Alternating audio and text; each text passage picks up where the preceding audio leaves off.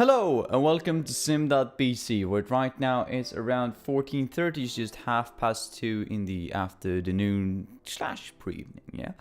And today I'm going to start with the introduction, which I kind of try to make as a personal, spontaneous kind of introduction to the video always, right? Try to make it a bit funny, try to have that comedic effect inside, but today I'm going to touch on two major news pieces, one like half major, two of which will be covered in the Saturday news recap. Going to start off with the first one, the obvious one. Yesterday was the 200th video. Kind of a huge milestone, and I'm not exaggerating. That was, for me, it was just, yeah, just like yesterday, right? I'm lost for words. I was really speechless in that moment. I was like, wow, if someone would have told me, right, like 200 episodes ago that, well, you know this one thing that you're going to do now, spontaneous, still going to be doing that in 6 months, I would be like, yeah, sure. Not that I don't want to, but just like the dedication. But it was there, so it was amazing, and it's cool that it's been there. That was one of the major news pieces then. That's also going to be covered, as I said, in the SNR. The smaller one is that I found a game yesterday on my PS4 that I haven't been playing since since I was 11? 12? Something along those lines. So it's been 10 years since I last played that game, and I've just been waiting to get it remastered. And then my brother actually told me, like, wow, there is actually a compilation of games or a bundle of games that you can buy that include all of the 4 games that you like, that you love, that you want to play. And I was like, oh my god, oh my days, that's true. So I stayed up for like 7.5 to 8 hours yesterday just playing that game. I know, just deep diving into something, you know, putting your heart and soul into something. It's an amazing experience. Actually. And then the third, which is yet again going to be a major news piece, piece of news which isn't funny at all, and I could easily have been picking 3 individual videos for these 3 things, but Stephen Hawking died today at the age of 76, and I don't quite know how to phrase that. I mean, obviously I didn't know him, probably you didn't know him, but it isn't that matters if I knew him or not. It's kind of, for me, it's the inspiration that he gave me. And I know people are gonna say like, wow, a celebrity died and cashing in on the fame and so on and so forth. Yeah, but I'm not gonna include this in the title. Yeah, so if you find this is probably because you wanted to click it anyway. And I just think it's for me, I have friends who is in the exactly the same situation, not even similar at all actually, when it comes to the physical attribute, but the struggle that he probably went through. I have friends who's going through the same kind of thing, and it was always nice to like referring to this person who is really successful, and same with the Paralympics for that matter, but that really defied what the doctors told him when he was 22, said he has 2 or 3 years to live, something along those lines. And they exceeded that estimation by like 50 years approximately, right? So it's really cool. And then, as you know, I'm a big fan of The Big Bang Theory. Been deep diving into that also lately, and well, many of the jokes are centered around him, and I always thought it was funny, but now they take on a whole new meaning. So this is not what we're going to talk about today. We're going to cover that in the SNR, but it's just something that I'd like to mention because it's actually quite a big thing. He really, if you think about it, because yeah, an influential person in my opinion.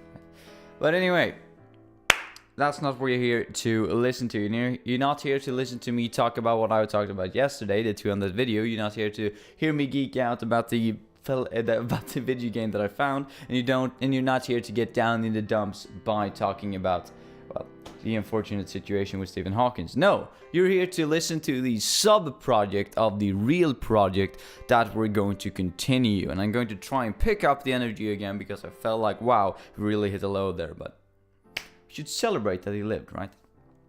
Anyway, so we're going to talk about this project. And the project is, of course, what is evil. And the sub-project that we're working with is the 7 deadly sins in relation to what is evil. Because when I was googling around, when I was having a quick look, that was kind of what came up most often than not. It was the 7 deadly sins in relation to evil. because of religious reasons. Yet again, as I said in yesterday's video, I don't want to make this a religious tainted video, neither do I want to make it a political one, right? So just keep that in mind if I say things that are, insensitive in those kind of situations. But today we're going to talk about envy. Yeah?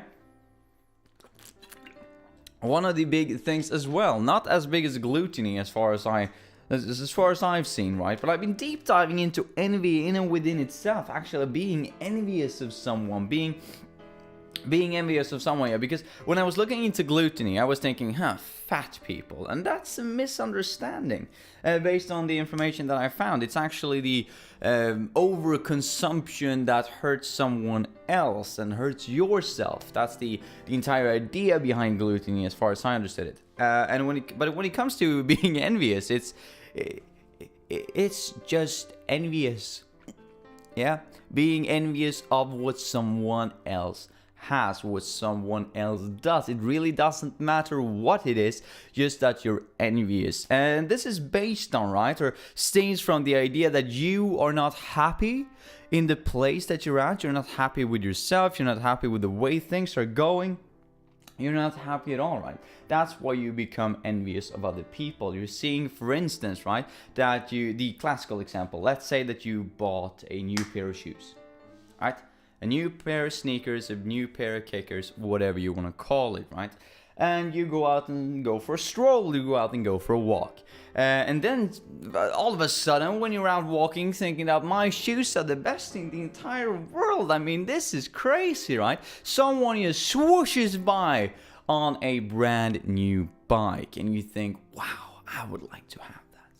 And there is a difference, apparently, between you wanting to have something, you wanting to have something because you want to work towards a goal, right? And you being envious of this person and you feeling bad in your want, so to say. So the envy is all about you actually feeling a negative emotion about the want that is here. But yet again, continuing on the classical example about envy, or about that the grass is greener on the other side, actually based on envy, right? Because you're envious of what other people have, and when you get there, you're envious of what you had it previously, perhaps, because it looks more interesting when you don't have it. Yet again, the idea that's underlying when it comes to gluttony, the overconsumption, that you're envious of something else, so you try to consume that, and when you're consuming that, you're envious of another part of the consumption, so you consume that, and so on and so forth. So we can see this actually go all around.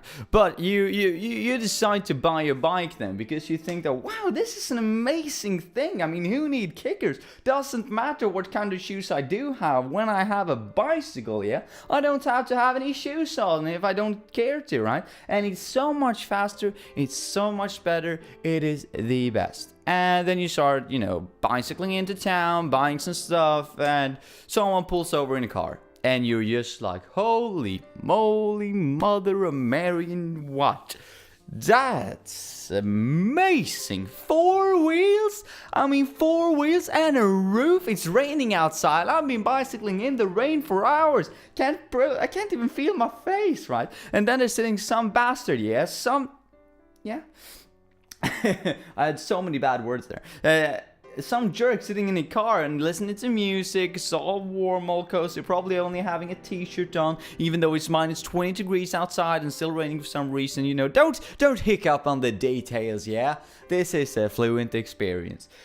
Anyway, so you look at the car and you're thinking, wow, I want that. I want the car. So you go and buy a car, right? Because you were envious about this person having a car, or you're still looking at it as a goal. However, one can argue that if you saw the car and the bicycle, probably one of them was a goal, the other one was envy. Because why would you try to go towards two different goals when they kind of, fulfill the same moment here, going from place A to place B. In this very, very excluded, isolated example where we're talking about going from point A to point B.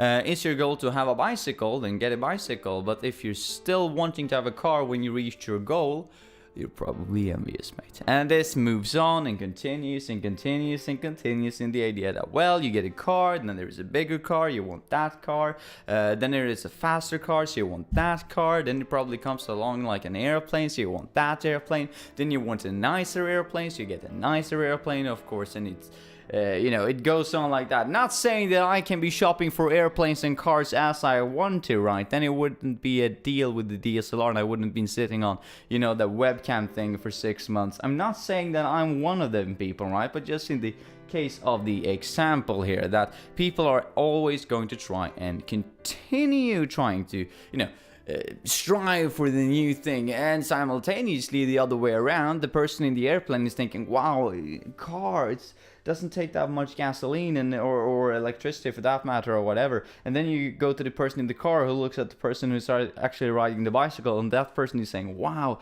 that guy's getting so much exercising. I would like to get a bicycle. And the person on the bicycle is looking towards the people who are running and thinking, wow, they're so much better than I am actually running. Wow, I'm too lazy to run. That's why I got a bicycle. Not saying that you're too lazy to run if you have a bicycle. Sorry, just that, the idea that you're always looking at someone and you want that, right?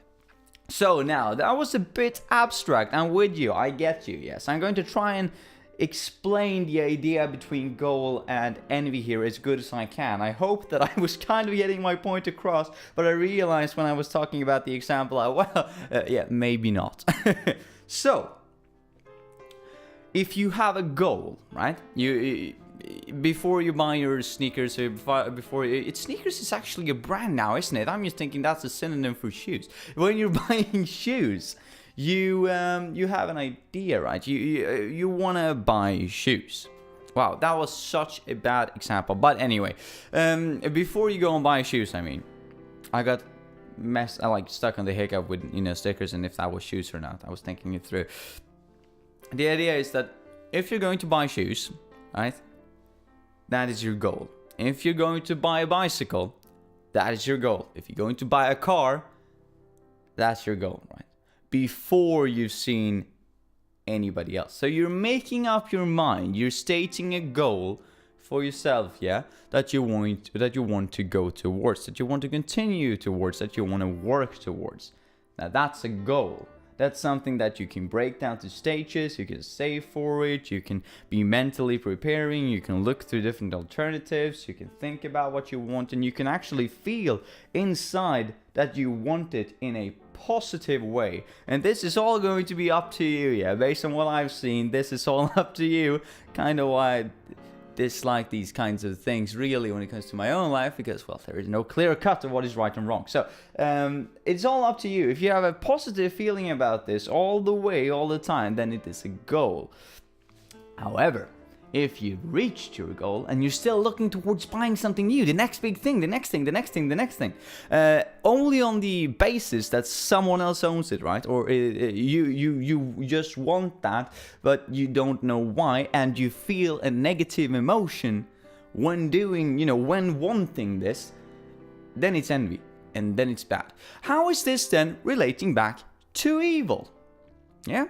Because you're thinking they're like, oh yeah, that's kind of an interesting take on envy, and that's kind of an interesting take on goal setting and goal setting orientation and all of that. But what does this actually have to do with being evil at all? And we're yet again coming back to the same thing that we were talking about a while back, about lying to yourself. Because this is yet again, if you are envious and you think about it as, oh, it's just a goal, then you're lying to yourself, right?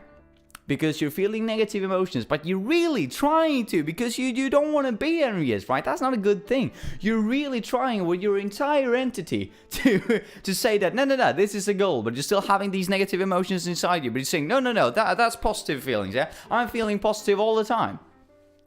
That tends to break you down. According to the studies that I've been looking at, that tends to break you down over time, which makes you to a worse person, which leads you to be, more inconsiderate. And when people ask you about the things that you are envious of, that you stating is a goal, you become very uneasy. You become. You have very unease, let's say. You become very angry fast when it comes to people asking you about your goals, right? Which makes you into a worse person, and overall you become evil because you're trying to lie to yourself, which will, in the long run, affect everybody else around you in a very, very, very negative way. And that was what makes up the evil in this case. Now, do I necessarily agree that this is evil? that, you know, what you would say, putting a lid on your emotions and just bubbling them down and boil them down, and not expressing them, and then it, you know, inevitably will hurt someone else. Is that actually being evil? I don't tend to agree that that is the case, but when I was looking into evil in relation to envy, that's what people said. That, you know, you're looking at a goal, or rather you are envious, you're trying to explain it as a goal, you push down your negative feelings, saying that they're positive, you become angry, when people ask you about it, you attack them. Not attack them, but you let your negative emotions spread towards other people. Same kind of again as the things we were talking about in the newspapers, that, you know, if you're spreading these negative emotions, then people are going to talk about that and spreading more negative emotions, and it just expands disproportionately, and that one negative thing will multiply and spread to other people.